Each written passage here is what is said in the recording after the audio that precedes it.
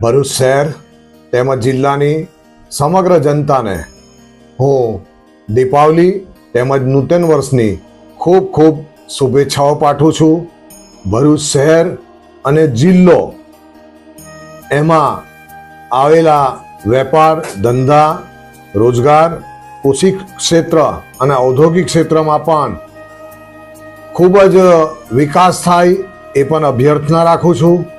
આપણા દેશના આદરણીય વડાપ્રધાન અને વૈશ્વિક નેતા નરેન્દ્રભાઈ મોદી કે જેઓ 2047માં ભારત વિકસિત ભારત બને એવો એમનો સંકલ્પ છે, એને સાકાર કરવા માટે આપણે સૌએ હર ઘર સ્વદેશી ઘર ઘર સ્વદેશીના અભિયાનને તેમજ આત્મનિર્ભર ભારતના અભિયાનને વેગ આપવા માટે સૌએ સહકાર આપી અને એ પ્રમાણે સ્વદેશી ચીજવસ્તુઓ ખરીદવાનો આગ્રહ રાખવો જોઈએ.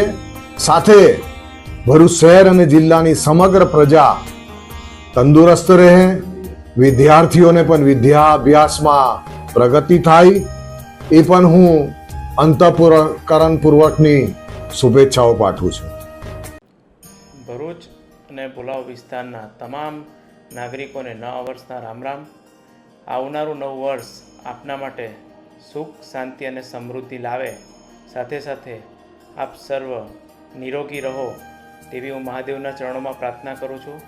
અને આ પ્રકાશનું પર્વ દિવાળી અને નવું વર્ષ આપ સર્વ આનંદ અને ઉલ્લાસથી ઉજવો એવું હું આપ સૌને શુભકામનાઓ પાઠવું છું.